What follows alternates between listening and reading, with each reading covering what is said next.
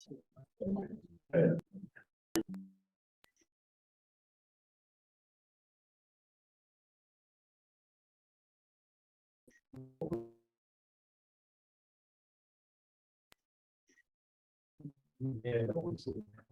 you just need to keep on the same. Oh.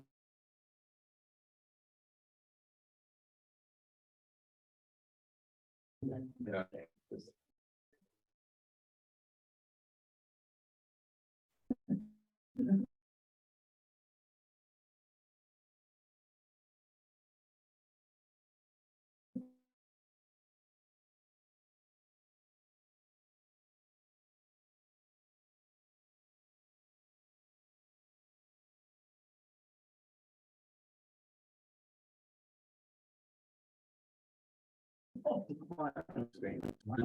So you'll recall that the motivation for the series comes from this basic observation that many working linguists have never explicitly been trained in modeling, yet there's this growing body of research which uses modeling, and we'd like to understand it well. And not be sort of left with a gap between us linguists who may be here in the I've never used model camp. They might be every day or anywhere in between, but I'm not going to assume that you know modeling, mathematics, computer programming, or anything like that. The aim here is to be accessible and interesting to everyone. So I hope I do that. If you find that. So the title is Modeling Morphology, Part 1. The cognitive creativity of analogy. And we'll get to that topic in the second half of today, because as you might recall, we had some stuff hanging today at the topic bar. Then before we get to the topic that was advertised for today, we'll look at phylogenetic models, a topic which was carried over from last time. And that will basically take most of the first hour. We'll have a break, and then we'll come back up the break. I'll look at the advertised topic for today, which is cognitive creativity of analogy. So first, a very quick recap of the story so far. We've been talking all along about models. In seminar 1, we started with some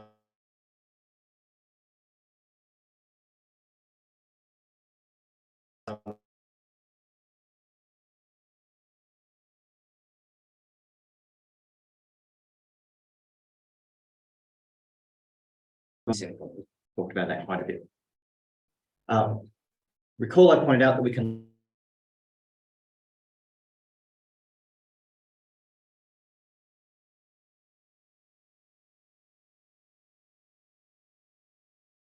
learn from service.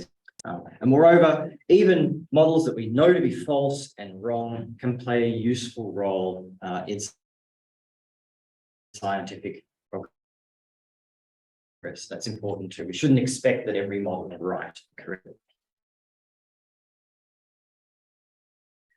Formal models, their values, they help us reveal to ourselves where we're wrong, which is really useful because then we know where to focus our energies on making progress from our current position.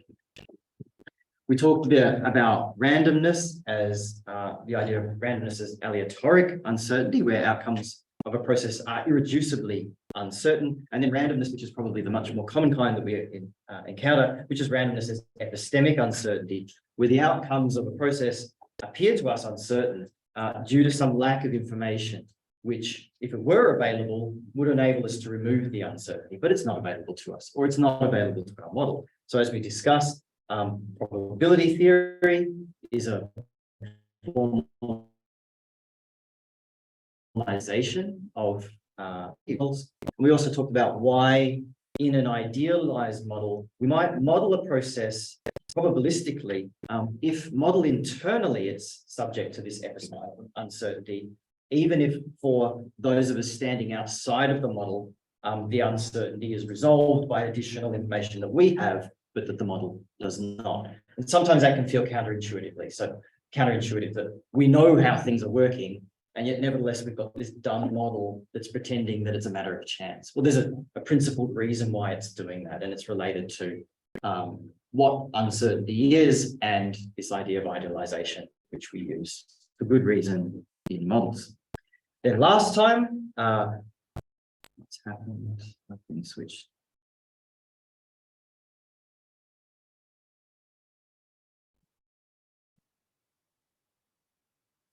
I've lost contact with this.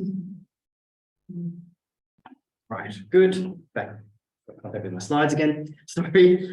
Then last time we talked about Bayesian reasoning, which allows us to perform quantified inference under conditions of uncertainty and enables quite an elegant integration of bottom-up and top-down. We turn to implementations of modeling for language change. We looked at some fundamental models of innovation spread. We looked at structure, which is the Bayesian admixture model used for language contact. And we had a very nice conversation about the interpretation of the model and the suggestion that we could think of it probably as achronic, and that might help us better understand what it is, why we feel that it might be a little bit ill-suited in cases, but with that idea, we can ask how nevertheless might it be useful for something, which is really helpful. And I've mentioned a couple of times that this process of interpretation is really important with models. So the kind of conversation that we had last time after discussing structure was a really nice example of trying to go through that process of interpretation. So thank you for that, it was great. And then finally, we've got the topic which I've held over for today to give it enough space, and that is phylogenetic models. So without any further delay, except for a sip of water, let's move on to phylogenetic models. All right, phylogenetic models, otherwise known to linguists as trees. If you want to sound really smart, there's a polysyllabic word for you. Right, so phylogenetic models or tree models, of course, have been central in historical linguistics for 2 centuries. Since the early 2000s, though, they took on a kind of new life as formal models, in particular as large Bayesian computational models. So in this section on phylogenetic models,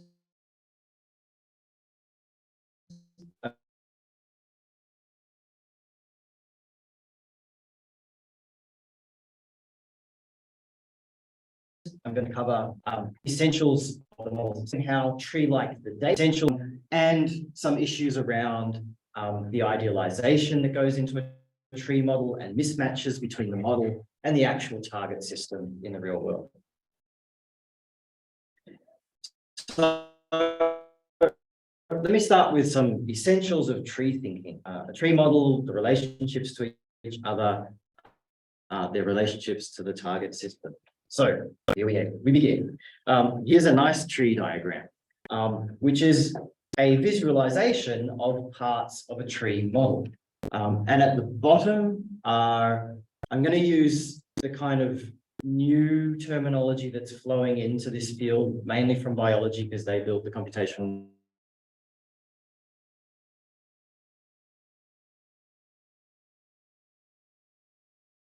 models first, and they have actually a lot more specific papers anyway. Just you probably already know the linguistic terms like languages, but these things at the ends of the trees, we call them leaves. The leaves of the tree here, which I've labeled A, B, C, D, E, usually they represent languages for us linguists, though they might also represent specific linguistic structures. So we might not be asking what are the patterns of descent of the languages, but we might say what are the patterns of descent of this kind of subordinate clause or this lexeme, which might have a slightly different history to the language as a whole. So we can use them to represent languages, but they also might be certain properties of languages, lexemes and so forth. Usually the leaves will represent living languages, though they might also represent languages that ceased to be spoken in the past, like E in this diagram here. So we're thinking here of time flowing downwards. That's how linguists like to do it. Biologists like to have it going from left to right, or really nicely upwards. So when you see biological trees, they're often rotated 90 degrees or 180 degrees. But linguists do it the right way, which is from the top to the bottom. And so here we've got our modern languages, and then this one a little bit further back in time. Now, nodes in the tree, which I've marked here as F, G, H, and I, represent ancestral languages. That is, languages which from which others are descended. Now, another technical term, branches, and this is a technical term, branches are drawn here as the vertical lines. So when I say a branch in a tree, don't think of it as the split, which you might think of it as. Branches refer to the vertical lines in the technical terms. Branches represent periods during which the language is descending through time. It's perhaps undergoing some changes, but it's not splitting up into multiple distinct languages. So we just get the simple vertical line. Now, a little note here for those who work in historical linguistics or have studied it. A node is not quite entirely the same as what we normally think of in historical linguistics as a proto-language. A proto-language, the way linguists think about it and talk about it, may also refer to the branch above a node. And you can tell that because we get wording like early Proto-Indo-European or late Proto-Indo-European. This is something which is moving through time, whereas a node in time. So when I refer to nodes, it's not exactly the same as what you think of as a proto-language. It's pretty close, but not exactly the same. Now, if we want to be nice, what term do we use instead of just node, which is not terribly descriptive? We can also use the term most recent common ancestor. This refers to the youngest node that dominates some set of languages. So for instance, if I take languages A, B, and C, their most recent common ancestor is the node H, right? And we can think of the language which was up here above H as also being a common ancestor of them. In fact, even I as a common ancestor of them, but the most recent common ancestor of them is the node H. So that's another way of defining what the nodes mean. The most recent common ancestor, after it, there is not a common ancestor, something splits, and not all of the ancestors in common. Now, for instance, languages A and B here had shared ancestors all the way from the start of the tree. This was an ancestor that they have in common. This was an ancestor they had in common. And then we have a split. After that moment, they are developing separately from there on. The split, therefore, is a really idealized part of the tree, right? So it is idealized as being an instantaneous moment. Before that moment, they had a common ancestor. After that moment, they are developing on their own, independently from one another, forevermore. Now, of course, the instantaneous nature of the split is not the same as what happens in the target system with real languages. It's a real idealization. And that's true both in biology and language. So when you see these kind of Bayesian trees and this you also know that there's real issues about having an idealization of an instantaneous split. It turns out, though, that you can get a long way with that idealization.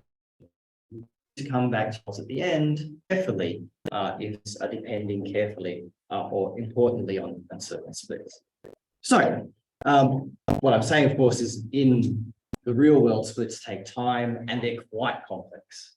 And we'll have some time at the end of the hour to discuss that if you'd like. All right. Another part of a quantitative tree model is one which is not actually shown explicitly in this diagram, but which is also essential. And that is, it needs some sort of model of the changes that can occur. So in the tree diagram here, instead of labeling the languages, this time I've got labels that indicate certain traits of the languages. And very often this is going to be accompanied by some kind of probabilistic model of how likely it is for each possible trait to be replaced by each other. So how likely is it that A turns into B or C turns into D or so forth? Often those probabilities are represented, how likely they are to be replaced by each other over some amount of time, right? So it's not terribly meaningful to say, well, there's 50% chance that A will be replaced by B, unless you say within 1,000 years or something like that.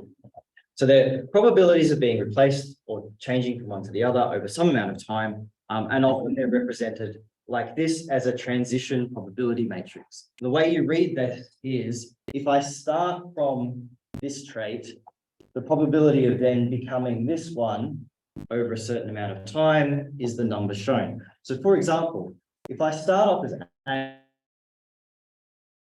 A, and then 1,000 years elapse,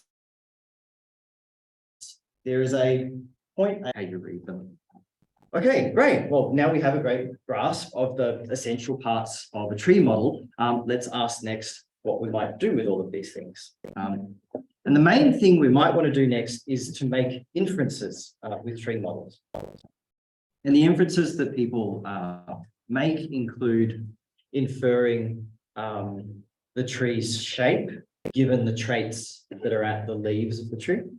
So this is the classic task of reconstructing the family tree for a lifetime. Or we might infer the traits of the nodes, given the tree and the traits of the leaves, which also gets called ancestral state reconstruction. This is the task of inferring what the proto-languages were like. Or we might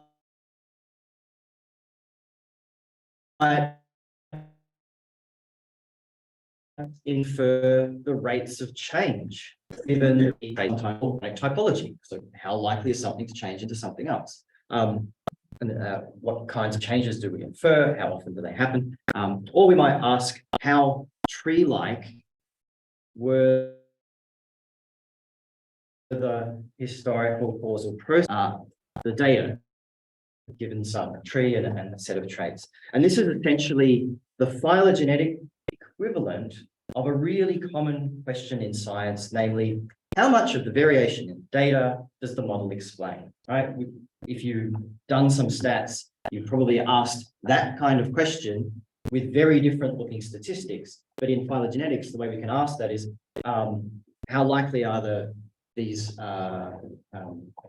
traits? What am I saying here?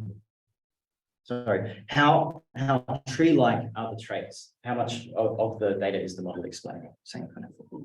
All right, so in the next couple of slides, I'll go through the first of these, how we infer the tree shape given the traits. I'll mix in a little bit of the other two, and then I'll go on to the last one, asking tree the actual historical processes probably were. Given that we know that trees are not all there is to say about the real world, we can ask, well, how tree-like was the real world over this period of time? All right, so how do we infer the shape of the tree given evidence provided from some data set of language traits, where the traits might include lexical data or grammatical data, or any other measure that you might devise to represent the degree of similarity and difference between languages. Now, in this kind of problem, the hypothesis space of the possible trees, which could link up our languages, is really enormous. And so the basic procedure that we use is the MCMC process that I talked about last week. That is, propose a tree, evaluate it using Bayes' rule, then adjust the tree a little bit, repeat, and slowly get towards more and more likely trees. So here's Bayes' rule, where this time I'm putting the probability of the tree given the evidence.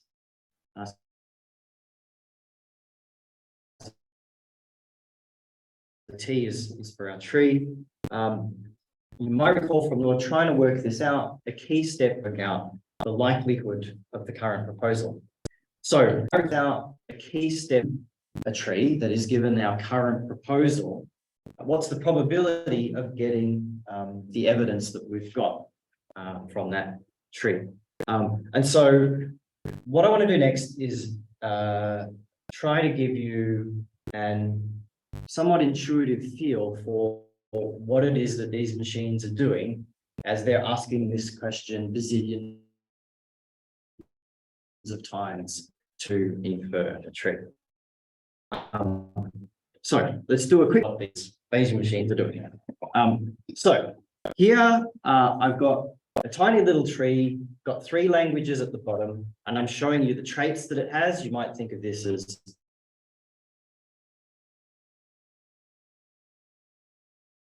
word order traits, or and we are going to have 2 proposals about the tree.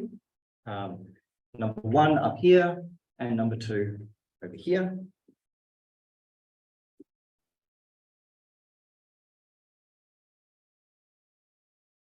I've also here what the traits were at the nodes. So just to be clear here, this one says at the start of the time that we're looking at in this language family, the trait was A.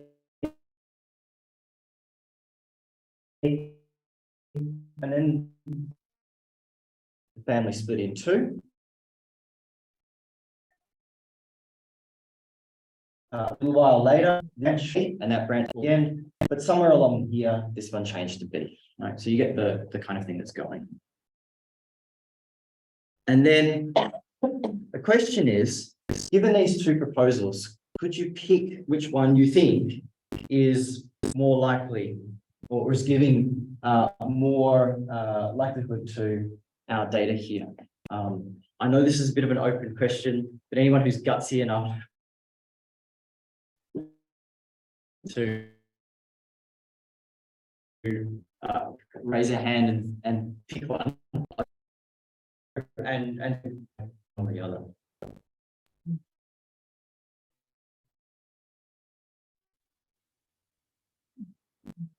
Okay, great. One seems more likely. Because to A is more time to change from the A. So my money's on 1. Your money's on 1. Yes. Right. Anyone else want to add something, either reinforcing this or adding something different? Yeah. I mean, what might be a certain sense of hesitating now, but my intuition went on the second thing, because I think I just couldn't understand why we would even have the node in the first, like the most recent. That's like why we would split. Why you would? It's like the same. Yeah. Okay. Great. So these are a couple of things now in the mix. Why would you split it here? So let's just check what it is that are our assumptions and then what it is that we're trying to infer. So the assumption is there are 3 different languages, right? 2 of them have the same value of this trait and 1 has a different one. So if we've got 3 languages and we're building a tree, the only way you can do it is with 2 splits, the top one and the bottom one. So we're going to have to choose one of those. So the question of why there's a split is only going to be where it is located. But the question is, does it make more sense to put it here or over here? Does the split look more sensible over a pair of A's or over something that's different? Right? Yeah. Just quick clarification question. 3 is got to be binary. Here we're assuming that they're binary. Languages. Yeah, that's right. So it's a good question. Could we not just do that? Yep. with A here and A, B. Let me hold that over to the end of the hour and we'll come back to this around the questions of idealization and so forth. At the moment, yeah, let's just plug that in as yet another assumption that you can only do a binary split for now. Yeah, thanks, great question.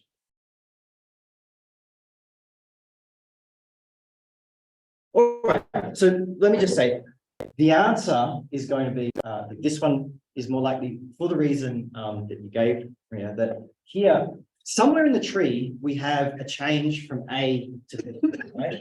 So let's have a look. We've got either our branches start at A and end at A, or they start at A and end at B. So let me just draw the tree here. Are people online still seeing me? Yeah. Great. Okay. Let's say that this branch here has a length of 2 millennia. And this one has 1 and 1 and 1 from A to A. So we've got 1 here, 1 here, and 1 here. So the total length where it's just going from A to A is 3, and the total length where it's going from A to B is 2. In the second tree, if we add it up, we've got 2 here and 1 there and 1 there. So there's total 4 millennia of development where it doesn't change, and 1 where it goes from A to B. So if you think that having 2 millennia to change from A to B gives you more time to do it than having 1 millennium to change from A to B, then you will choose tree number 1.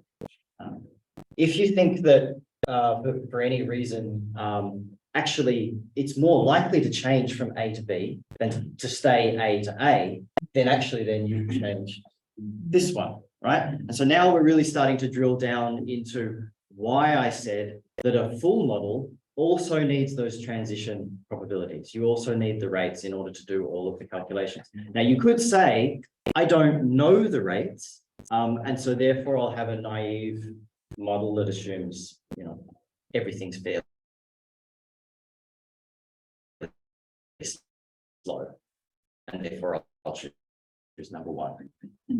But have a look at 1 versus 2, and can you see which one you would pick there?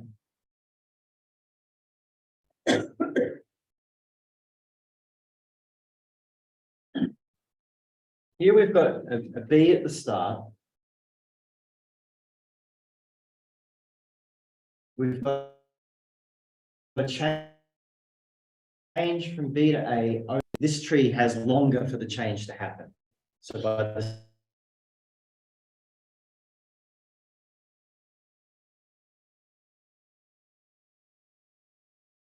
same kind of reasoning, you're probably going to choose this one. You can also way down, right?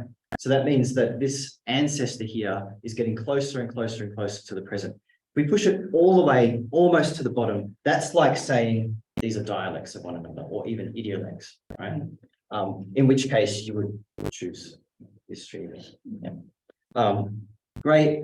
Finally, I've got another one here where I was going to bring in the notion of what if you've just got one tree and you're choosing between the rates, but we've actually just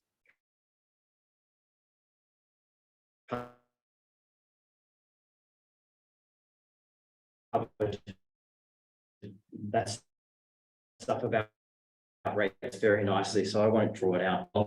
So all of this we've now seen using this model, getting a little bit of an intuitive idea of how we could perform evaluations of a proposal in terms of the shape of the tree, in terms of the branch lengths, and in terms of the rates of change. All of these matter, right? And you now have an idea of how a model would get a proposal, assess how likely it is, adjust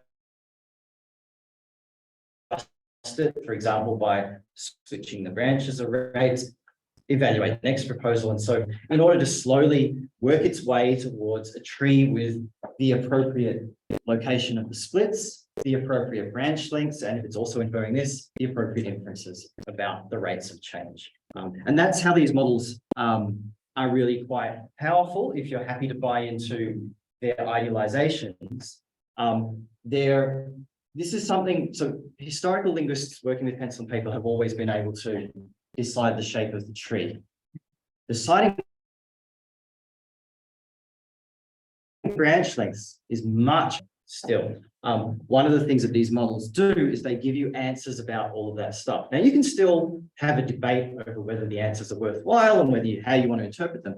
But the nice thing is they do give you quantified answers.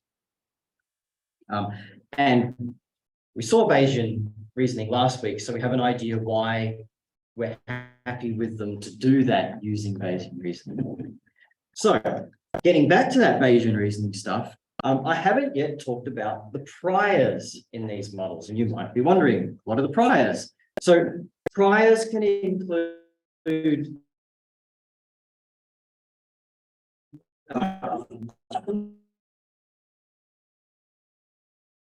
expectations that we have. Here are 50 languages, come up with a tree, but I'm going to tell you it's really likely that these 5 group together and these 10 group together. So we're going to already give you a prior probability that these 5 will be in a group, and we'll say that it's 90% probability that they'll be in a group. And that helps the algorithm work quicker because it's now got some top-down information to combine with its bottom-up information that we were doing on the previous slide. We could also give it prior probabilities for rates of change. So we might couple that in phonology, ki will turn into chi or tsi quite often. Tsi is unlikely to turn into ki. And so we can give it certain prior probabilities about rates of change. If you have, for example, hypotheses about the rate at which things change from OV to VO, you might put that in. And we might also have prior probabilities about the ages of certain ancestral nodes. And this could come from things like ancient written sources or from archaeology. If you're lucky, a dated event in archaeology correlates with a certain linguistic event. That's generally somewhat hard to do, but has worked well in the island Pacific, where the archaeological events are people turning up for the first time. And all of these prior probabilities get plugged into Bayes' rule way. And so at the end of that little introduction, I hope you now feel that you understand a little bit more about what's going on inside these fancy Bayesian machines that spit out trees. And the kinds of evaluations that are actually at the heart of working your way towards a tree proposal using these things.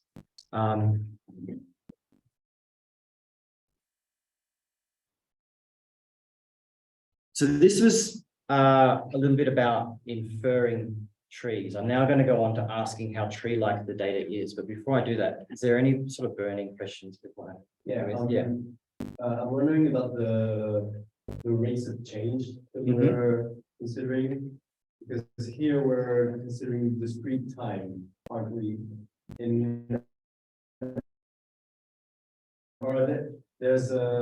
I see what happens to a language in the course of 1 year, then there's practically no probability that will change dramatically.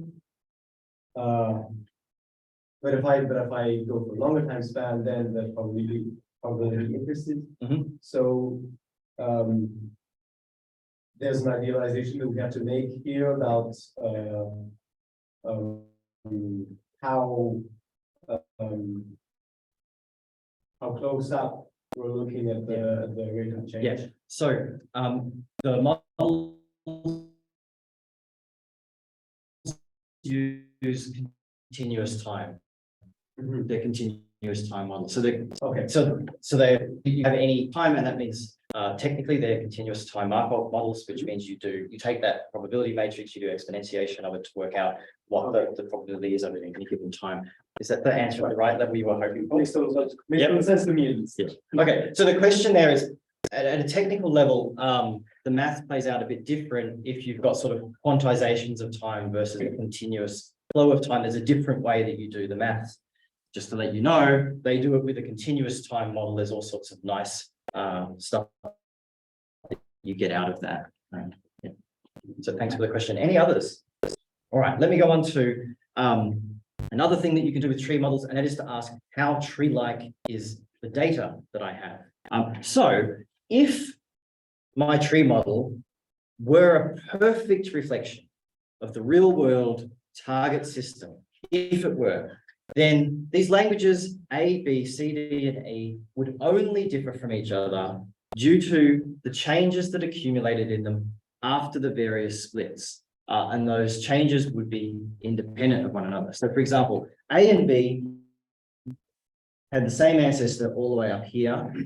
So the only thing that has caused them to be different is stuff that's happened after that split. And all of this history that went on was completely independent from one another. And that is it. That's the only thing that explains why A and B are different. And similarly, why C is different from them, because of the differences that happened between, well, after this split, along this branch and along these ones. So that's if the tree were the full answer to what's going on. Furthermore, under that lovely scenario, it's possible to be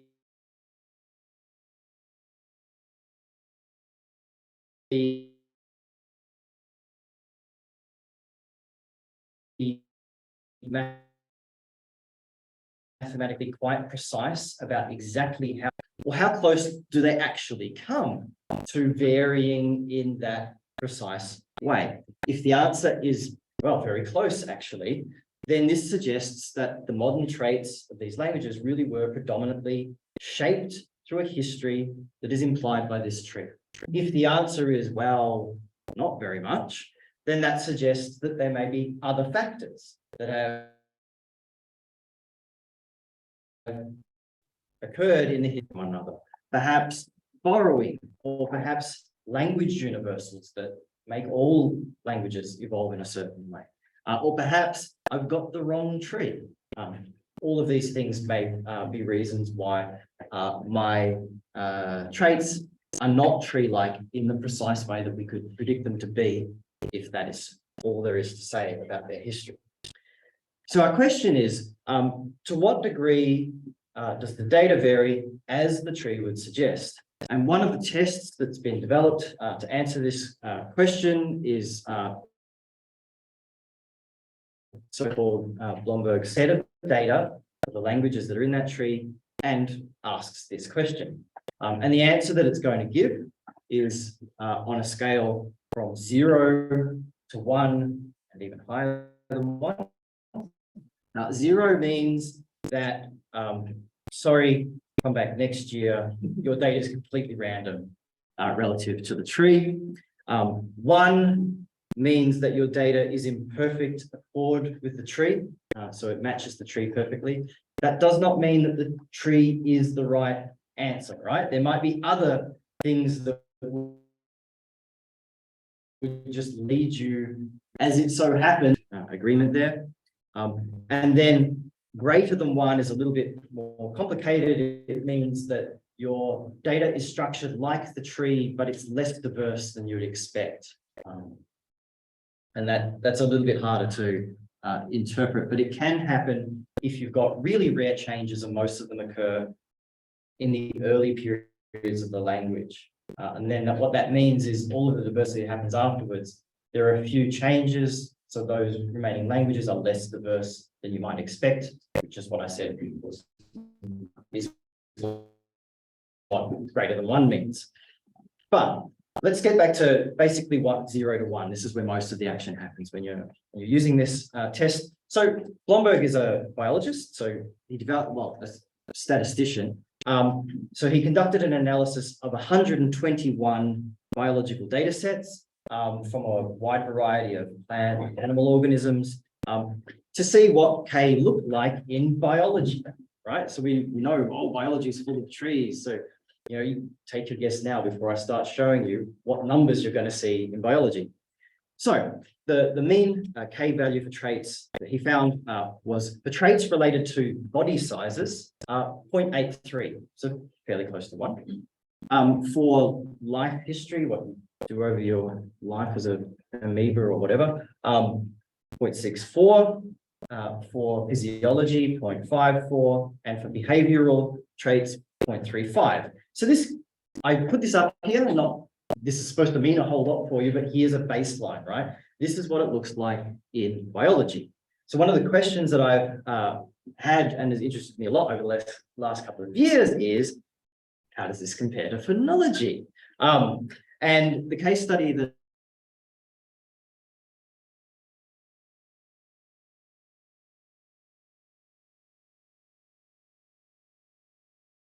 I've looked at is the Pama-Nyungan languages of Australia. To show you why it's a really interesting question and one that's mildly controversial if you're a total Australian phonology nerd. Of which there is at least one in the room. So here's Australia and its 25 language families, all with a little black outline. And the continent is, as you might notice, dominated by the one Pama-Nyungan family, which is there in green. All of the other language families are crammed up into the north, and Tasmania, which is not shown here, we just know too little about it for me to even say anything, unfortunately, for dire historical reasons. Now, since Pama-Nyungan is so large, let me introduce you to some of its internal structure. So plotted here on this map, you now see the 4 highest order internal divisions of Pama-Nyungan in 4 different shades of green. And then within each of those, the sort of next lower order divisions below that. Okay, that's Australia. We'll come back to it. One advantage of studying Australian languages is that they present us with a very limited phonological design space. And that's nice if you want to compare like with like, because they sort of organize themselves for you. So here's what you might call a canonical Australian consonant. We have 6 places of articulation, including 4 coronal places of articulation. So this is ada, ada, ada, ada. And the vast majority of Australian languages across the continent have this inventory or something that varies, departs from it in a minor way. Now, I'll just point out, we've got stops, we've got no fricatives. This is the continent without fricatives. Lots of nasals, almost always in parallel with the stops. Very often, a whole lot of laterals, and then some other approximants there. So like I say, the vast majority of Australian languages across the entire continent depart from this in only minor ways. So one way that they do vary is with these laminal consonants here. These are the ones that are produced with the blade of your tongue. So many languages distinguish 2 laminal places of articulation, like I've got in this canonical inventory, but some languages distinguish only 1 of those laminal places of articulation. And so they might just use the laminal prepalatal, they might just use the dental, or more often, these are allophones. But we have this basic division, languages that contrast 2 and languages just have 1. So we can plot this on the map, and now you'll start to see why you might be crazy to ask whether there's any tree likeness in this data. Because here's a map. The green languages are the one with 1 laminal place of articulation. Purple languages have 2, and as you can see, their distribution splits up language families in half, spills across language family borders. And so for reasons like this, the received view in Australia was that phonology actually is not very tree-like at all. It just doesn't follow the patterns of family tree, but instead, the historical story here is one that's been driven by language contact, aerial diffusion for thousands and thousands of years. But a reason to start doubting that traditional view begins to appear when we add in what we now know in the last decade or so about the phylogenetic structure of Pama-Nyungan. So here I've added in the 4 big historical subdivisions of Pama-Nyungan, and not much has happened though you might notice that there's a very interesting boundary over here in the east. But let me now add in the next layer of historical groups. By now, you can see a lot of boundaries starting to line up. So I was interested in pushing this further and asking, well, just how tree-like is phonology in Pamaññuñan? So in a series of studies that I've done with colleagues Jaden Macklin-Cordes, Rickard Dockham, and Robin Ryder, what we found is that if you examine various frequency measurements in the phonologies of Pamaññuñan, you get some really interesting results.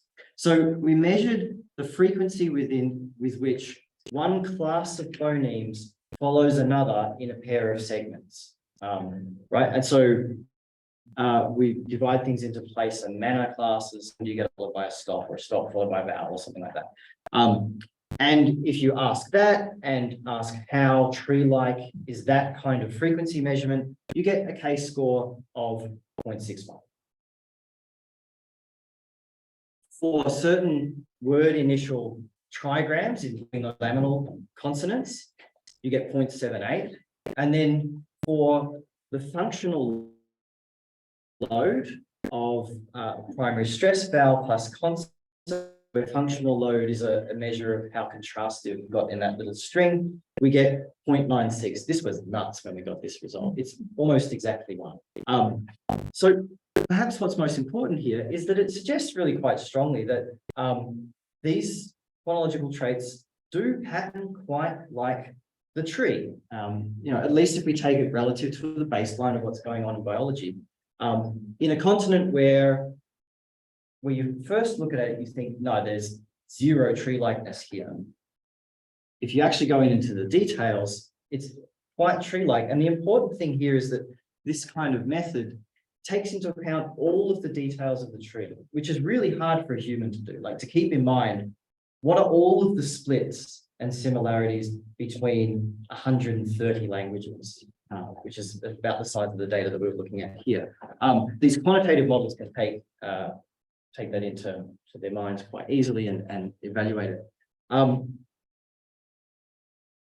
So I'm about to wrap up, but I'll just quickly, if anyone has any questions about what was going on. Yeah. I was wondering about your do people assume that speakers will stay in the same place? Since mine have the unfortunate the feature of moving around, and then they are somewhere else. Yeah. There's so in the specific model that I'm using here, it doesn't, geography is not part of the model. So whether we assume that people move around or they stay in place, it won't affect what this particular model is doing. But to answer the question in the real world, that's really a matter of very interesting research at the moment. There's for Indigenous Australians, there's a very important, strong ideology of connection with land, and the land connects both the people and the language. And so in that ideology, there's a default that, yeah, these languages have been here timelessly. Of course, we know that they're related to one another at time depths of 500 years, 1,000 years, 2,000 years, 3,000 years. And presumably they didn't just instantaneously come there. So going from a Western scientific view, there must have been some kind of way that these languages spread across the physical landscape, whether that involved movement of humans or not. Of course, this is one of the old questions in historical linguistics. If we see language families spreading out, did that mean that the humans themselves spread out, or did the languages just get passed on to the next village without the people actually moving? For a long time, I know when I was an undergrad and that question was sort of on the table for Indo-European, linguists kept sort of insisting that don't expect that just because the languages spread out, that meant the people spread out.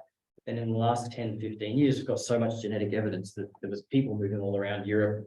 We no longer say that as much. It's not obvious that things have to be the same in Australia, that a huge spread of Pama-Nyungan was connected to a spread of people. So if I just, what did that do? All right, let me just get the one that's, so this has got Pama-Nyungan here, right? The most likely way that, let's just talk about the languages first and then we'll come back to the humans, right? The most likely way that these languages radiated out was that they started somewhere around here. Pama-Nyungan is about 7,000 years ago. 7,000 years ago, right.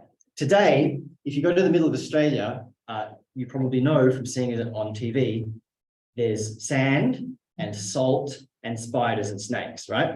7,000 years ago, there was a massive freshwater lake in the middle. It would have been amazing with lots of rivers flowing down this way. It looks like the homeland of Pama-Nyungan is somewhere around here, and that it radiated out around this way. Expansion into the desert here is actually really quite recent due to some technological innovations that people had with preserving seeds and so forth. So spread out that way and then sort of spread out here along river systems. So that seems to be the way that the languages spread out and over about, say, 7,000 years. Now, we don't have much, but there's some.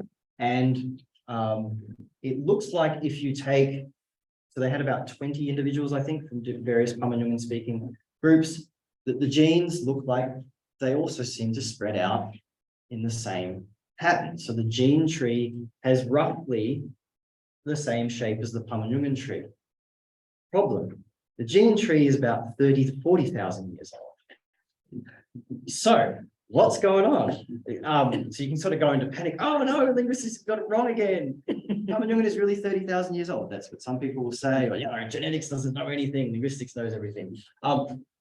What's probably the case, and again, I'm speculating here, but this happens, that a physical environment will lead naturally to certain ways of dispersing, no matter what you disperse through it, whether you disperse a species of bird, or you disperse people, or you're dispersing languages. There are certain corridors and natural pathways in that physical landscape. So it's not surprising if there was a physical human dispersal 30,000 years ago that went 40,000 that went in a certain direction. And then there was a dispersal of languages that went in the same kind of directions, because in both cases, there are natural places where people would have moved or would have kept in contact with one another and therefore spread languages. So that was a very long answer or non-answer to your question. But that's the state of what we're at the moment. Yeah, we don't know if the people have moved so much, and what it actually even means when you've got small hunter-gatherer groups, right? It's not like you've got a heavily armed farming nation which is moving across the continent of Europe. That's not the way movements would have happened here. If you've got small hunter-gatherer groups, they've always got links with outside groups. All you've got to do is have a couple of generations where you only have boys or you only have girls. And that means that your whole sort of who you are is going to change, because you've got to marry in a whole lot of people from different places and so forth. So the actual dynamics, I think, would be different from what we might imagine was happening for the last 10,000 years in Europe, which might have been a bit more like the movies and dramatic. Yeah. I think I'm still missing something about what you call the baseline. Yes. Yeah. At first, I thought that what the numbers mean is that you have some sort of a hypothetical tree, and you're matching it against the data and see whether the tree is false or not. Right. But then you started to talk about Australia and how it doesn't seem to be right. So do you have some hypothetical tree there? Or... Oh, right. Yeah. So we do have a tree. So one of the things that has made this possible is Claire Bowen using the methods that I was talking about a couple of slides ago, inferred a Parma-Jungian tree about 15 years ago now, which was really nice. On its own, it captured a lot of the subgroups that people already had worked out by hand, but it gave us a lot more information about how the higher order groups mix together and a lot of the detail.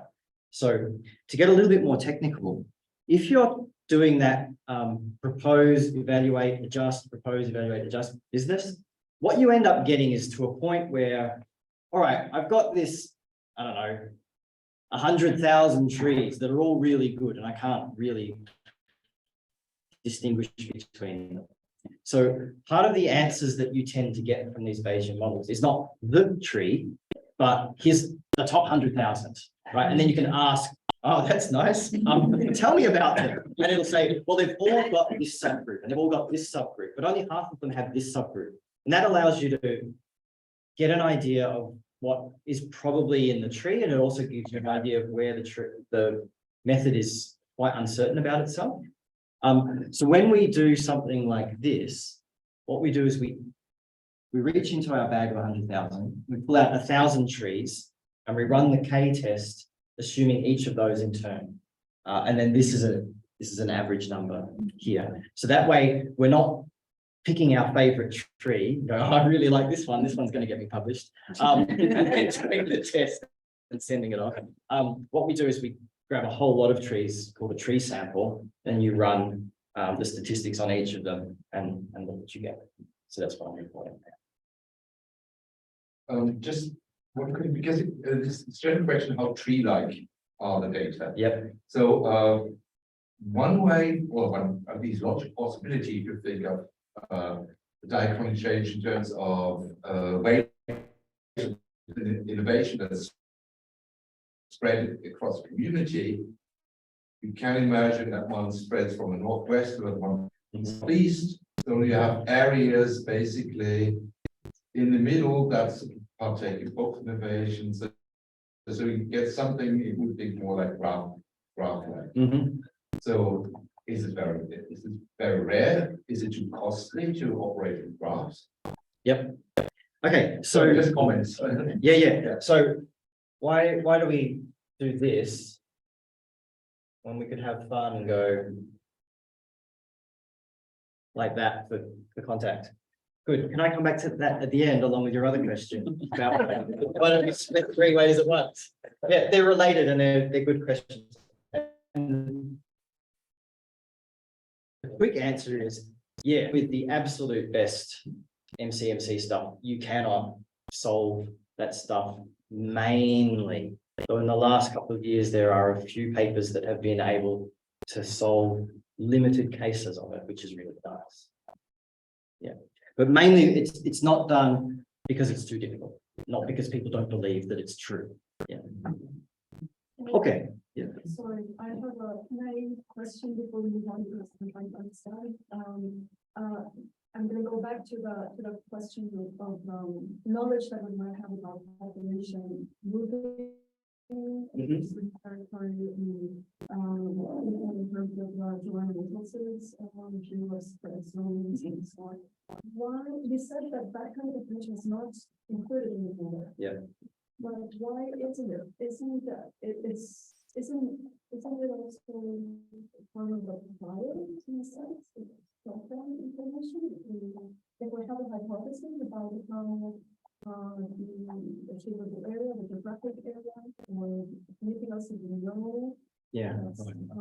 Yep. Okay. Sure. So one thing that you could do with geography, if you wanted to say, I'm not happy with this model being just blind to geography, one thing you could do is use it as a prior. So you could say this group of languages are all in the same area. Therefore, as a prior expectation, we think that they're related to one another. One thing that has been done for the last 15 years or so is models that actually explicitly put geography into the picture, right? And then you have what's called a phylogeographic model. And so the stuff that I'm discussing here up to this point was just phylogenies, but yeah, there are phylogeographic models. So for example, I mentioned that Claire Bowen produced the first Power-Newman model about 15 years ago. About 5 years ago, she produced a phylogeographic model, which is where we get more belief about the Power-Newman homeland from. But again, once you put geography in, the model gets a lot harder to handle. And so what you need to do is put fairly clamp-like priors on other things in order just to have the computational bandwidth to do it. So in order for her to do a phylogeographic inference for Australia, she had to take 23 of the subgroups within Power-Newman and say, just assume that they're subgroups. Don't even question that, right? So they're all going to have their own individual common ancestors. Now you can go and make up your mind about everything else, about what happens below those common ancestors and what happens above. But it needed that sort of level of assistance in order just to be able to calculate it. The first phylogeographic model that sort of hit linguistics was one of Russell Gray's ones for Indo-European, which got a lot of controversy because it's a model and it has some assumptions. It had silly things like languages crossing oceans at ridiculous speeds or stuff like that. But it can be done. It's really difficult. And at the moment, one of the things is when we do phylogeographic models, they're really, really simple and stupid, right? It really is. Geography is a map, and you can go up and down and left and right, right? We don't know about rivers, we don't know about mountains, we don't know about corridors. That stuff still lies in the future. It's being developed. But it's always a matter of the more realism you want to put into it, the more you want to de-idealize the model. It comes with costs. And often we're just sort of waiting around for those costs to be affordable in terms of the computers that run things, or in terms of some math PhD, which has worked out how to lower the costs. Great. Let me move along so that I do get finished. Can I, Oh yeah. Yeah. Can I still, yeah, if Yeah, you can still spare 3 minutes. So one thing you didn't talk about is what goes into weighing the importance of different traits. Mhm. So you talked about the single traits and Yep. Right. right, and so are there principled ways of thinking about that? Yes. All right. That this goes into. Good. So I was looking at one trait at a time. Very often you'll give a model a bunch of traits. Hopefully you would, because the tree inference, that's very, very helpful. So for example, one of the classic things is you've got 3 languages and you're trying to decide between those 2 tree shapes. One of the things that can show you that there's probably more to history than just the tree is if your traits look like this: A, B, C, D, E, F, F, G. So there's probably more going on than just a tree, right? So using multiple traits is a good thing to do. It helps you work out which parts of the tree you're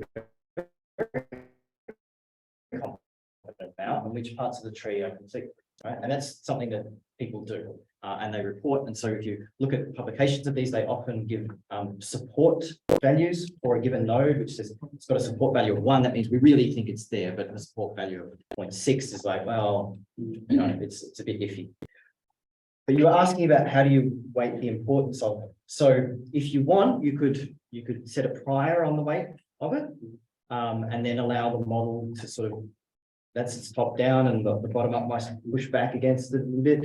One of the things that you will need to do, again, just for computational cost, is you tend to, let's say you've got 100 traits, you tend to need to put them into bundles and say, this bundle has this transition rate probability matrix, and this bundle has this one, and this bundle has this. So we've got 100 traits, but we've only got 3 sets of rates of change that we need to calculate, because otherwise it gets too hard and it's hard to calculate it.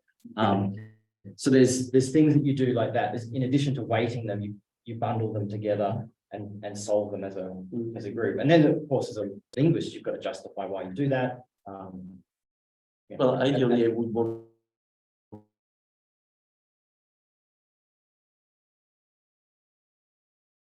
the weights to be inferred to. Yeah, exactly. So singularly, or say, yes, there's 3 bundles here, but you need to work out which ones are going in which bundle.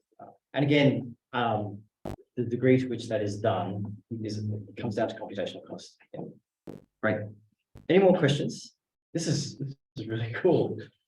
I was just wondering, you talk about all these sort of, well, big sets of trees that you're getting back. Is there any way of computing that, like thinking of trees in terms of discriminants?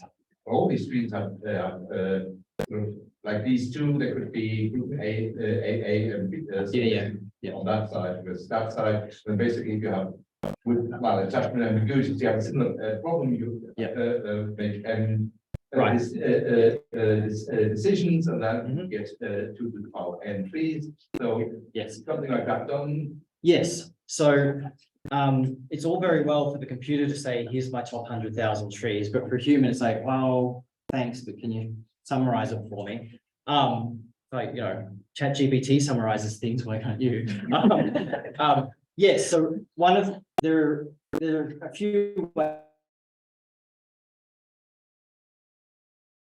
of summarizing large groups of trees. One is ability tree. What that does is 100,000. So that's a very nice way of giving you an idea of a sort of, you know, majority rules tree in a sense. Then what you can do is for each of the nodes, you can attach a support value, which gives you an idea of, you know, what percentage of the trees in my 100,000 actually have this particular split as opposed to something else. And that tends to be what gets published in a paper for you to look at. You'll see one tree that's probably a maximum probability tree with support values to help you as a human get an idea. There is a thing called a density plot, which kind of plots the whole 100,000 of them on top of one another in sort of semi-transparent ink. That's sometimes is readable. Like if you've kind of got 100,000 of them are in 2 camps, like one thinks that it's this hypothesis and one thinks it's that, then you can kind of see that in a density plot, but I find it harder to read. Yeah. Of course,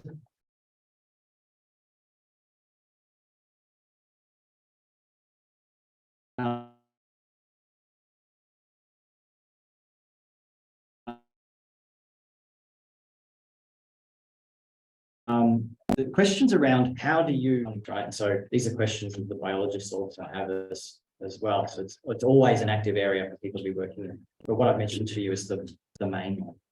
Yeah. And it's a really important question, right? It's all very well to get this very complicated answer, but it's human scientists, thankfully at the moment, who are doing the work. And so we need to be able to communicate back to ourselves what it is that we've found.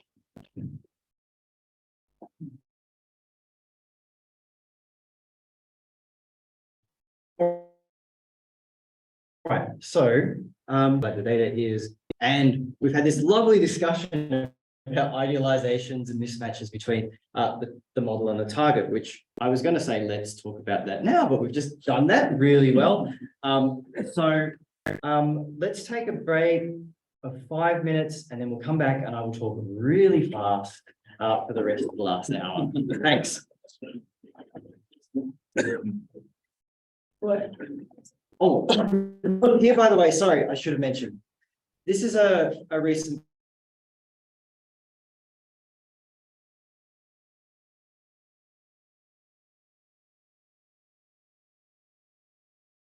paper by Jane and myself talking about how trees can be used. This is an exceedingly readable book by Charlie Nunn. It's a bit old now, but it's got all of the essentials in it. It's really, really good. I'll just leave that up. Yeah.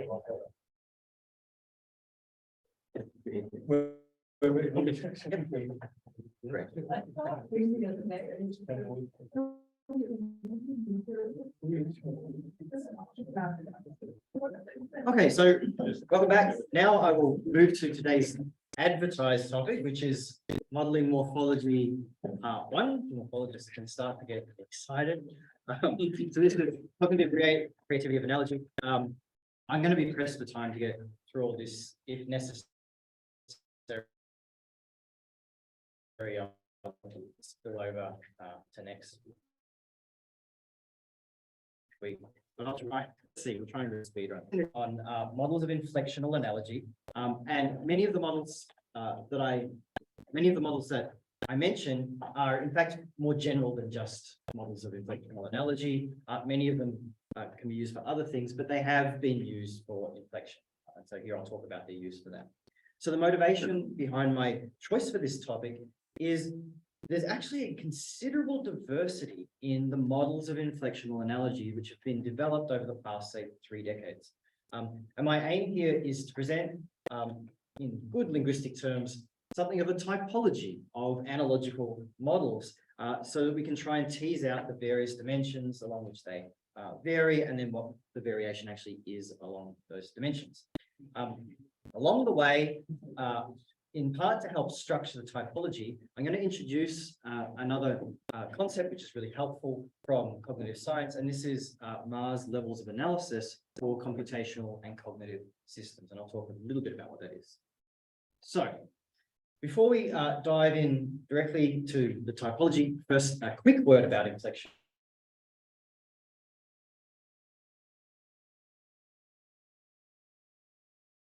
Systems, since not everyone is much of a morphologist as some. As you well know, in many languages of the world, for some parts of speech, such as nouns, verbs, adjectives, whatever, there are lexemes that inflect. To take a very nice, simple example, here are some inflecting nouns from Swedish. These lexemes, according to their context, will appear in one of 4 inflected forms, either the singular indefinite, singular definite, the plural indefinite, or the plural definite. However, not all nominal lexemes follow the same pattern as these ones. This second pair here look just like the first pair in the singular inflections, but the plurals are slightly different. And the third pair here is different again in all of its inflections. At the same time, there are not too many more patterns in this in Swedish, so there's variation, but it's constrained. And we say that the classes of lexemes which follow the same pattern belong to an inflection class. And inflection class systems are common in the languages. One of the great advantages of an inflection class system as a speaker is that what the form of a word is likely to be, even if you haven't heard it before. Or, to put it in terms of concepts that we've been talking about for these seminars, they provide you with evidence to form inference about word forms under conditions of uncertainty. This is important because in real inflection systems, even a simple one like Swedish, as a speaker, you simply will not have heard all of the forms of all of the lexemes that you know. And despite that, not having heard all of them, you will sometimes need to produce them. So you're going to need to guess, make an inference based on evidence. And thus, a system which provides you with good evidence is a big help. And all of this has also implications for language change. So suppose you're a Swedish speaker. You've heard the lexeme busk before, but only in the singular, not in the plural. Which form are you going to choose in order to inflect it in the plural indefinite? Are you going to choose one like idol with er at the end, or are you going to choose one like ask with ar at the end? So you as the speaker now face epistemic uncertainty. The task is probabilistic. And so when we see what people do, their behavior is random and probabilistic. That randomness then leads to new variation in the speech community, which can then be the fuel for historical change. And these changes are not at all uncommon. Let's look at English, for instance. We'll take a couple of examples where verb inflections have patterns like stink, stank, stunk, or sting, stung, stung, which is slightly different, or winked, winked, winked. Here are some inflection classes here, and this changes over time. So the verb slink, which means to move in a kind of sneaky or sliding manner, changed from slink, slank, slunk to slink, slunk, slunk. This is an interesting one if you didn't know it. The verb dig was originally dig, digged, digged, and changed to dig, dug, dug. And in Philadelphia, the verb, which is win, wan, wan, changed to win, wan, wan. And so in my final seminar, I'm going to look at a model that investigates what the long-term typological effects might be of this kind of change. That'll be on Friday. Today, though, we're looking at models of the changes themselves, that is, models of analogy. Now, of course, analogy is a very explain the change of a form of slank into slunk in terms of a nice four-part analogy. Sting is to stung as slink is to what, to which the answer would be slunk. And our question then is, what models have been developed for this kind of inference that gets you the answer? So, analogy is both intuitive, but it's also really quite complex if I would ask you in an exam to articulate exactly how it works. And that's what you have to do when you're building a model. You've got to articulate exactly how it works. And as I mentioned earlier, the models that have been developed are really quite diverse. So in order for me to try and help bring some clarity to all of this, I'm going to borrow this key notion from cognitive science, which is David Marr's ideas of 3 levels of analysis that you can apply. And this will provide a way of thinking about a computational system, including both the computational target system, which is performing some kind of inference in our minds, and the computational models that are being built by scientists. And so Marr's analysis ideas are supposed to apply to computational systems in general, which includes the mind and the brain. So what are these levels of analysis? The first computational level, like good one, man, pick a good name. The computational level for computational models.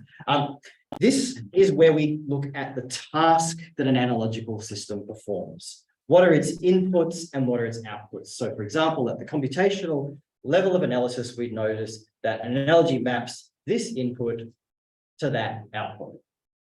At the second algorithmic level, we are considering the means by which those mappings are done. And that includes the calculations that a system makes and the representations that it manipulates in order to make.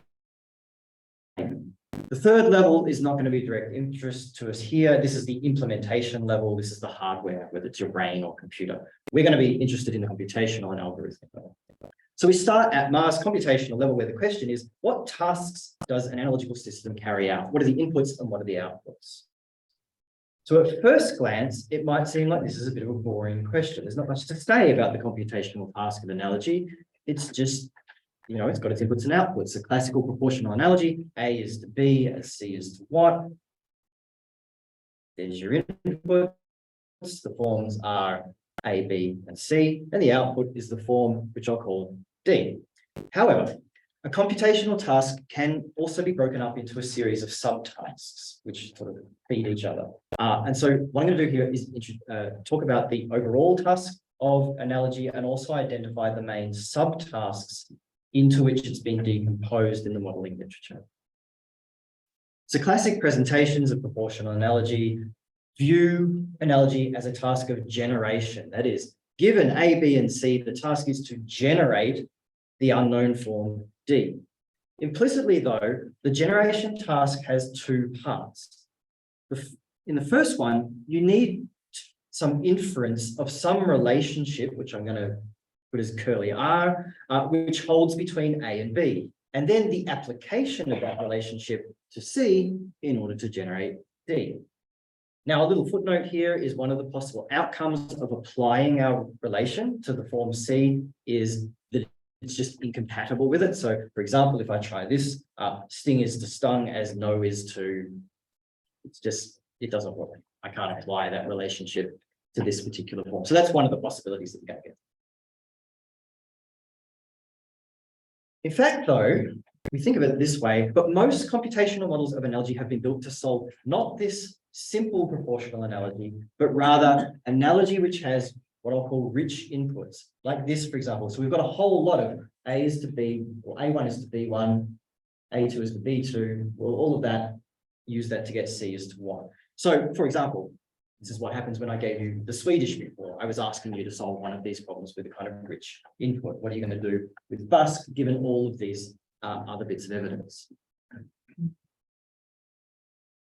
So given this kind of rich input, there are now going to be actually a whole list of relations between all of those A-B pairs. And any one of them might be applied to C in order to get to generate our form D.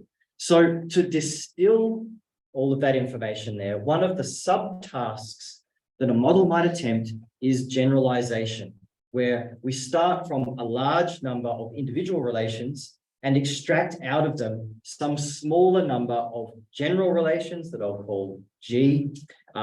And for instance, that might look like this. So these two can be generalized to G1 and these two can be generalized to G2. Just pause for a minute. Of course, this is what we linguists do all the time. We find some relationships that exist in a grammar and we distill them into a smaller number of general relationships. This is what we call linguistic analysis. So that's the kind of thing that I'm talking about here. It's not too mysterious, but write a computer model to do it. But this is not the only thing you might do in order to distill all this information. Something which is definitely not normal for linguists, that happens with models, is that you might crunch all of those relationships down into just a single, very complex generalization. And that's what's currently done in neural network models. The generalization there is really, really complicated. You don't want to write it out by hand, but it's just one. So I'll call that G with NN for neural network. Right. So we've talked about the generation task and we've talked about rich inputs. Now, for those of you who've never looked closely at computational models of analogy, this next bit might be a little bit surprising. So some models, many models, in fact, don't actually do the generation task. They don't actually generate form D down here. So we'll take that away. They also don't do the inference task. They don't infer these relations. So we'll get rid of them. And they don't do the generalization task. They just assume that G has been given for you somewhere. And they also don't look at all of the B forms. So we'll get rid of that. So what do? What these models do is compare C to all of these A forms. And on that basis, they select one of these G forms that they'll then apply to C in order to get your answer, but they also won't bother with actually generating. They'll just tell you what the answer is. And so this is called, following computer science, a classification task. And in fact, what we could do is take all of these G's here and just relabel them as classes. So what we've actually done is say, these two lexemes are class 1, these are class 2, this is class M. And my task now is to tell you for C, which class K it is. And that is the classification task. And many models of inflection analogy are actually classification models. Finally, so far I've been talking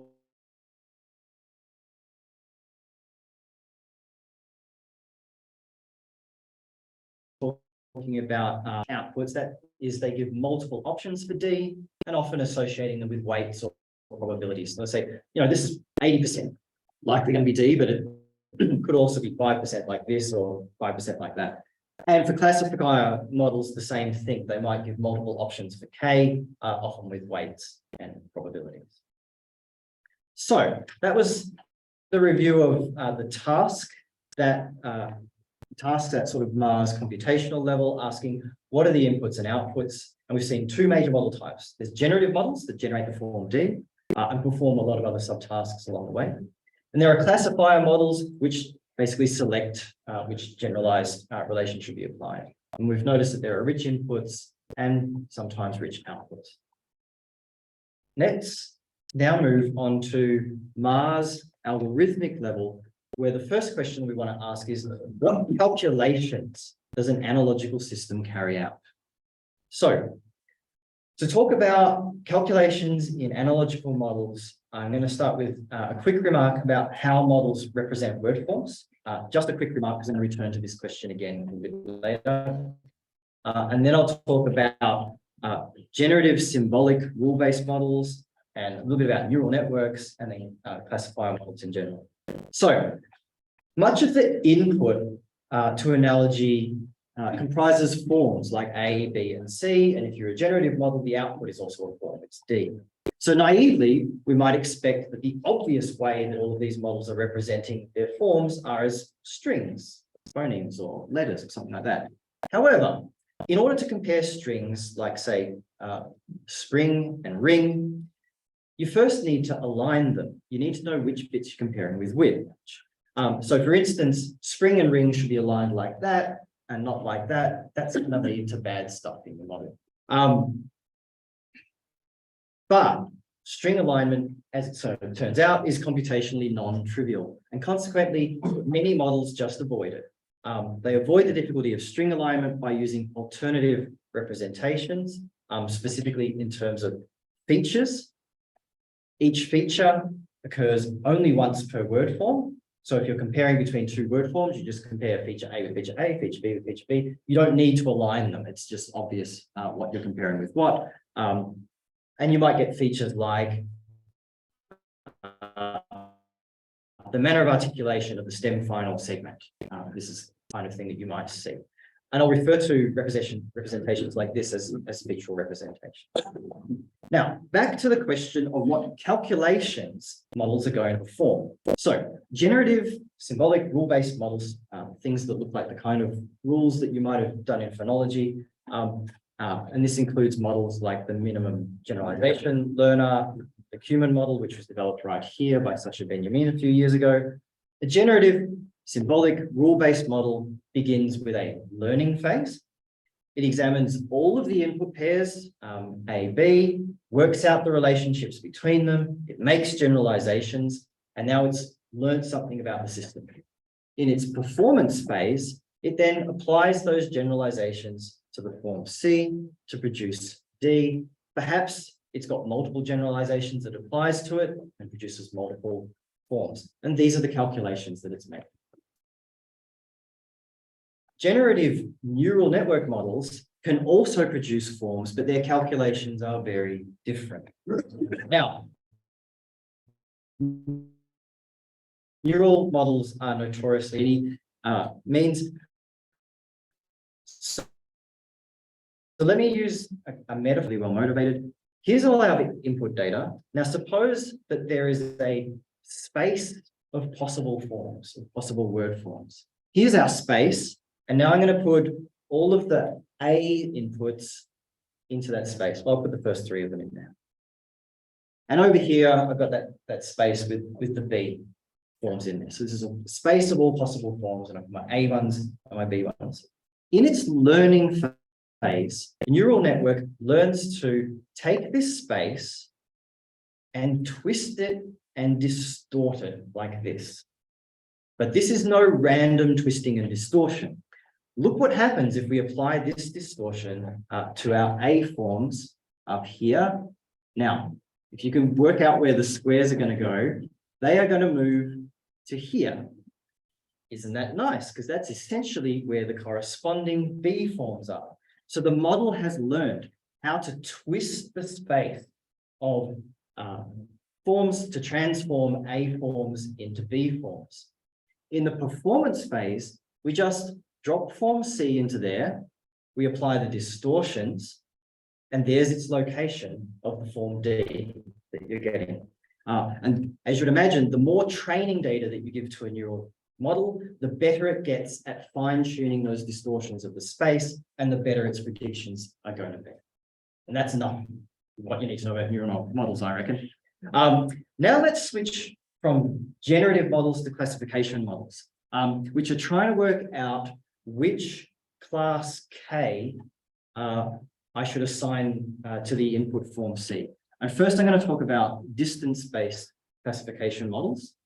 So typically, these start with a learning phase in which they do learn a distortion of the form space, but it's a less dramatic one than the neural models. So let's say that these are the locations of my input forms, and I've color-coded them according to the classes that they belong to. So these ones belong to class 1, class 2, and class 3. Now, models such as the Tilburg memory-based learner or Nosovsky's generalized context model then stretch or compress this space along its axes. And they do that in such a way that what you wind up with is the various classes being more clustered together with one another and different clusters in different regions. So that's all they can do. They can only compress and stretch, but they do that in order to maximally get this kind of nice clustering.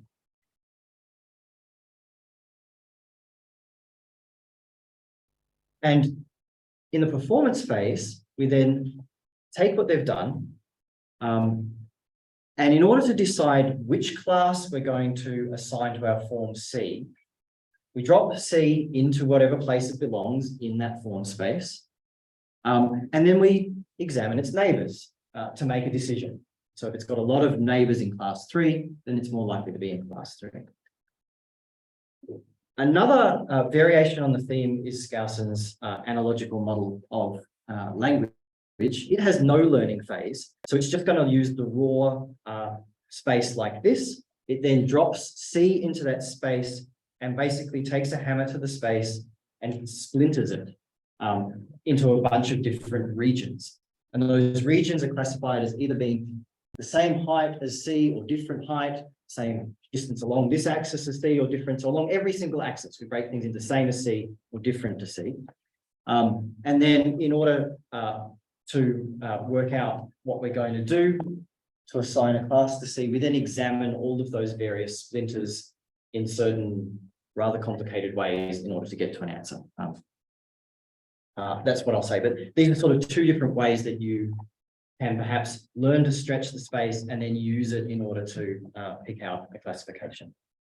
There are also neural models which do classification, but they're basically the story that I told you before, twist and distort things in order to move things from one place to the other. By the way, one of the reasons that neural models keep doing so well at these tasks is that they're free to twist and distort the space in much more detailed ways. I mean, just things stretching and compressing is boring if you can like pull it around here like it's a piece of rubber. The cost, though, is neural models need a lot of training data in order to work out their distortions. Whereas if all you can do is compress and stretch, then even with a small data set, you can work out what you would do with it. So it's part of the difference in how these things work. So at high speed, I've talked about tasks, I've talked about calculations. I can now go on to, we're still at Mars algorithmic level, but I want to finish up with the representations. What representations are these systems using when they're doing these calculations? And I'm just going to focus on how the inputs and the outputs are represented. So the representations used in computational models of analogy vary widely. I'm going to cover true strings, something that I'll call vectorized strings and the features in them, other feature types and the grounds on which they're included or excluded from analogical representations, and then exponent indices. So as I mentioned earlier, true strings are lovely, but they present the computational challenges of string alignment.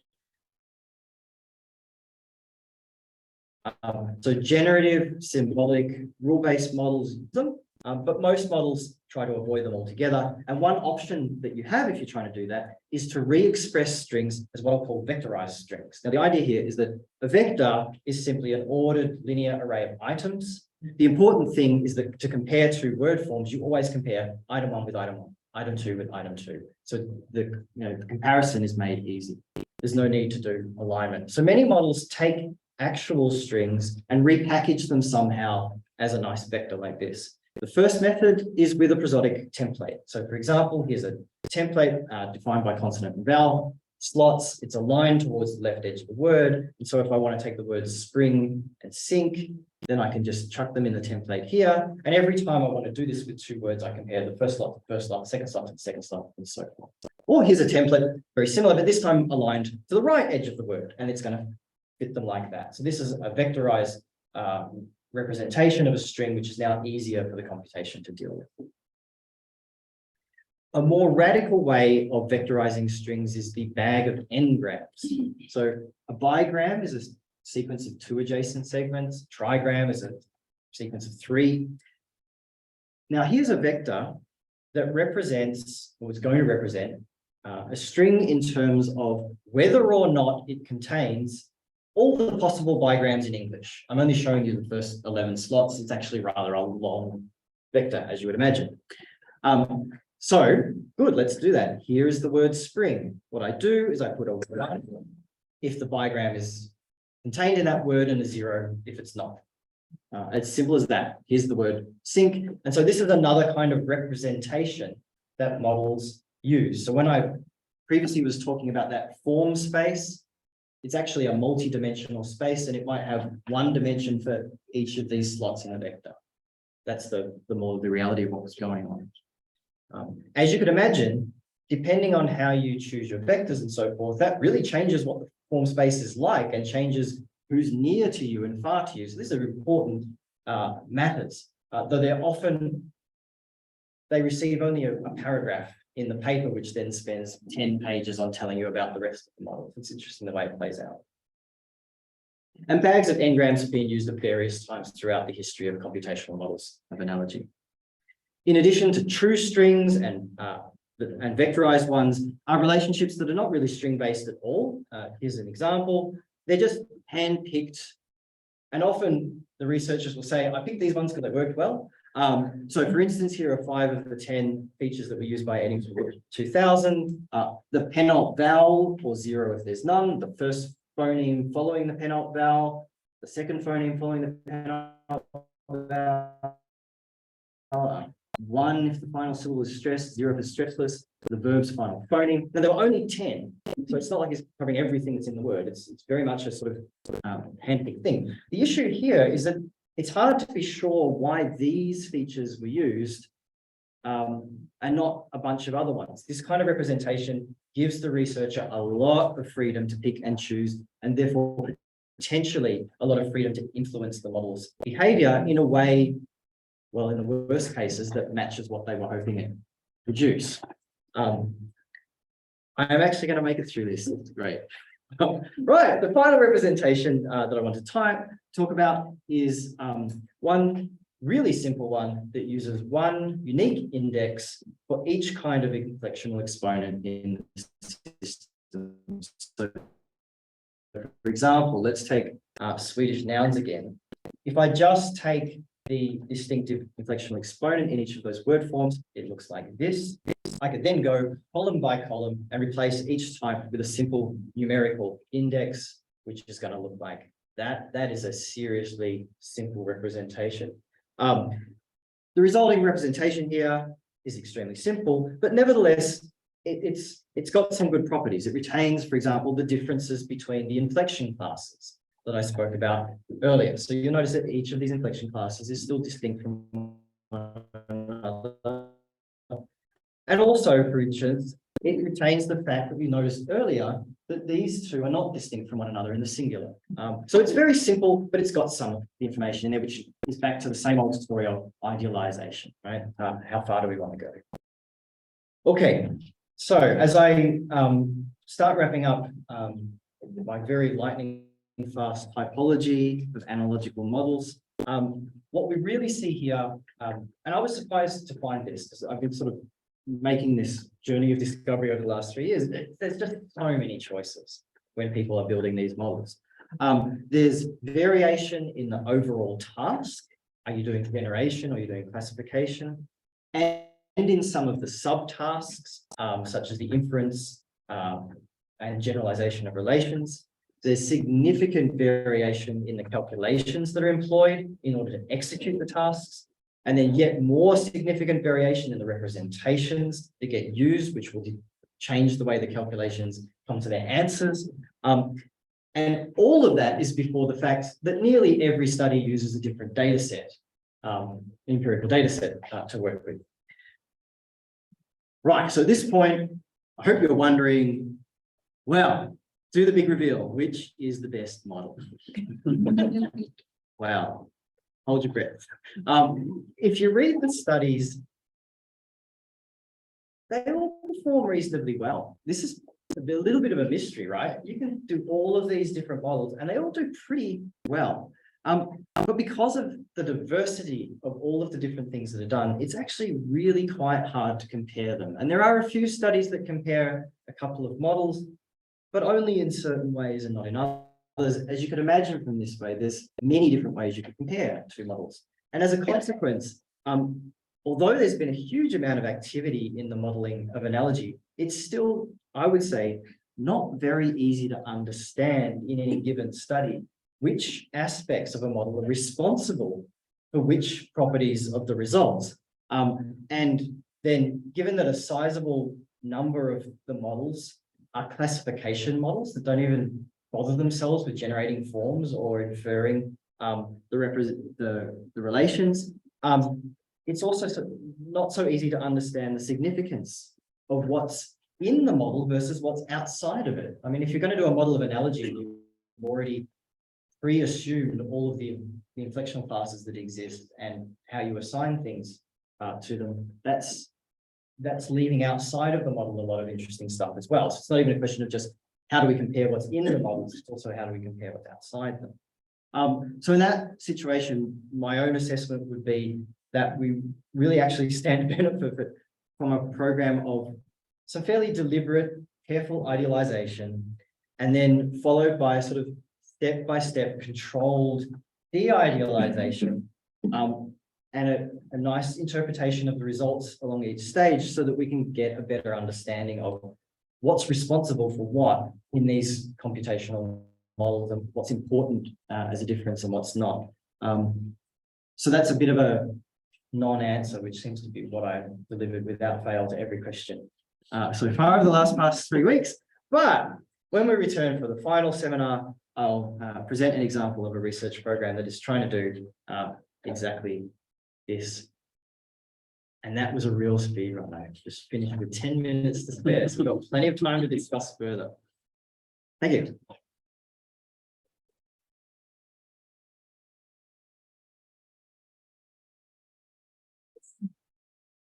If anyone got questions or comments about the analogical models, or we can come back to some of the unanswered questions about phylogenetics. I have a very simple question. Was it Basquiat or Basquiat? Well, what probabilities would you put on it? It's Basquiat. Yeah.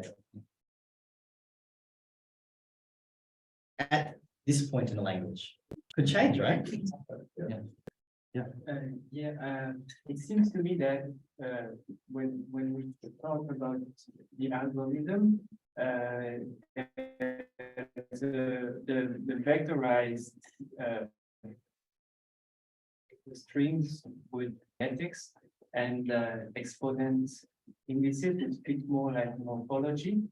But is the way we encode the information fixed for one model, or can we have some sort of models that have the best representations depending on the object we are looking at? Yeah, right. Really good question. And I didn't prepare a slide. I actually have done the table where here's all of the different models and here's all the different representations, and do you combine them? There are some constraints on what representations you can use in what models, but actually you can mix and match them quite a lot. So there's freedom to choose different representations with the same model. So that's an answer to part of your question.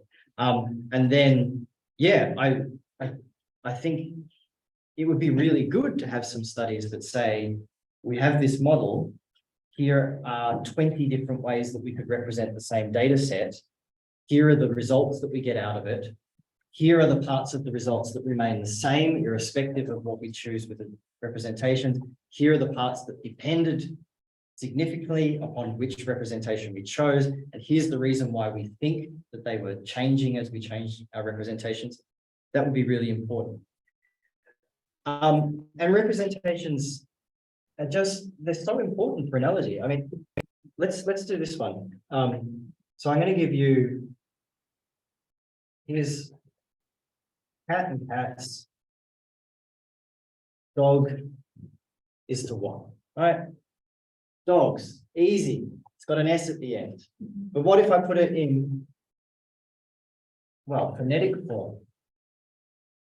Cat is to unreadable phonetic form, but voiceless S, just assume that that's right. Yeah, unless you're a speaker of Swedish, it's not dogs, it's dogs. So I could get the wrong analogy if I'm doing this at a phonetic level. I get the right analogy if I'm doing it at orthographic level or a phonemic level. We know that there's a, if you're a phonologist, after phonetics, there's all sorts of levels, phonemic, morphophonemic. The more morphophonemic your representation is, the easier it is to get analogies to work. So there's all of this stuff in there. And then, there's a lot of interesting questions that come out of this, right? So one is the technical question. What technical difference does it make as we choose these different representations for our model? But then also there's the question, what do you think you're doing there? Why would you choose a phonetic representation versus a morphophonemic one? You might argue, I choose the phonetic one because that's the empirical data. Someone else might argue heads, and by the time they're trying to work out an analogy, they will use that information. But then you might say, well, where did you get your morphophonemics from? And the person says, oh, well, I made it up. I've been a professor for 20 years. So eventually we want models that are getting all of these levels happening. But then that comes back around to this question. The more we want to throw in the models, the more working parts we've got, the harder it is to get, particularly we're all individuals. We all like to do our own model with our own data, with our own representations and publish that, and not just do, something that is exactly the same as what Professor X did, but with one thing changed so that we can actually know what makes the difference. It's not as exciting in science, but it's actually what we need.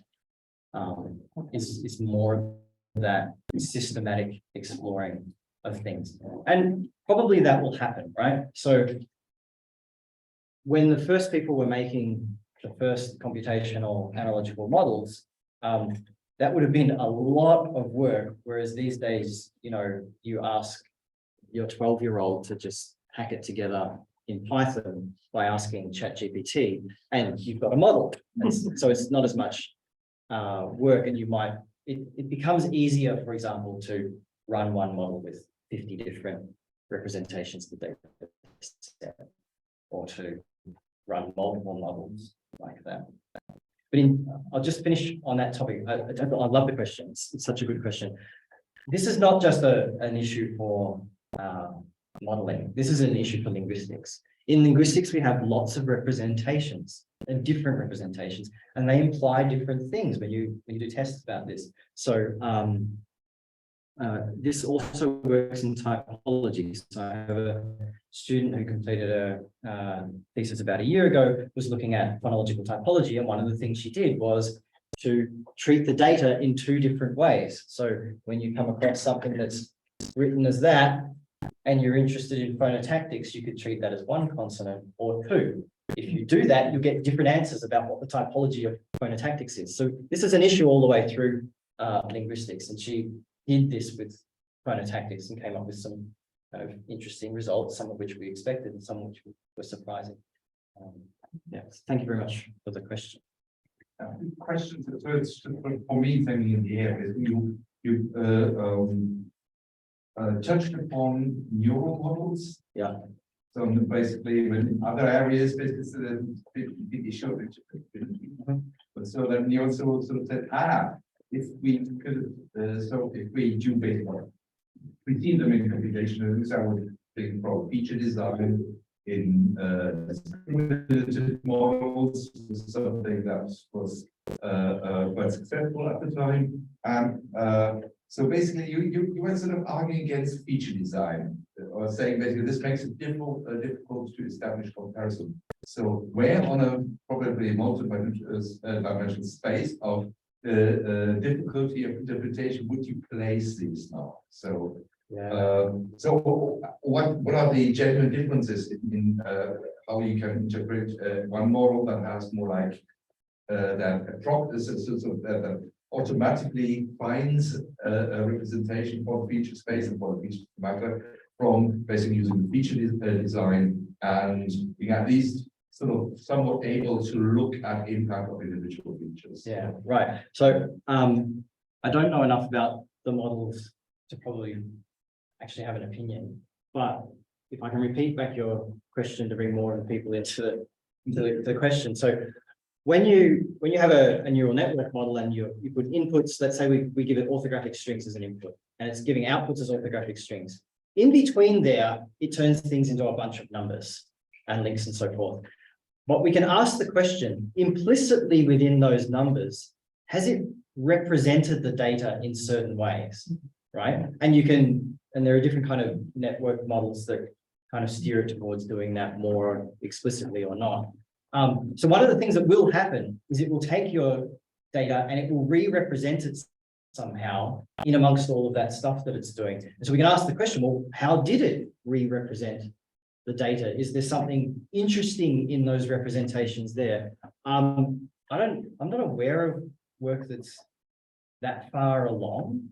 And there's some stuff that Cotterill did a couple of years ago, and he explicitly emphasized this, that what our model is doing is re-representing the data itself, as well as working out some kind of relationships. But it's a short article, and he didn't go further and say what was actually going on, because that's a hard thing to do. I'm not sure this is exactly what Bertolt is after, but Rob Lelouch in his paper on learning inflection with a recurrent network had some interpretation of the fact that it was finding stem boundaries in the data or things like that. I can rephrase. How big is the problem of features So is that a way to surely shoot this up in the books, or so I don't know. These two extremes into perspective, so which seem to have a sort of a transparency problem. Right. So I'm really not sure. Strangely enough, feature design is something that I thought about quite a while with phylogenetics. So if I'm going to ask how much does the phylogy match the tree, how am I going to represent phenology, and are there certain ways to represent it which are more likely to reveal how it matches the tree or not? So based on the way I used to think about things back then, I think this is a question we should be asking. It's a hard one, and linguists don't normally do it, but there are other disciplines out there that ask how to represent stuff all of the time. This is what you mean by feature design, I assume. Yeah, so I think there would be stuff to learn from it. I just don't have much more to say. I never got to the point of trying it with phonology, but it's still sort of on my long wish list of things to do. I realize we're at the end of the hour. You have to compare systematically, and then we can learn something as linguists about unity. Just picking some is not enough. Yeah. Then you can't compare. Then you don't know what's. But if you vary systematically, this is where to linguistic insight. Yeah, yeah. That's a great paraphrase. Thank you. See you Friday. Thank you. Just a reminder that it's on Friday at 10, and it's on the 5th floor. So if you're not from around here, you might need to get an access badge at the desk on the ground floor. So just go to the desk on the ground floor and say that you're meeting the linguists, and they should let you in. And it will be Oh yeah, cool. Yes. Are we still good for 4 o'clock? Then 5:50? Yeah.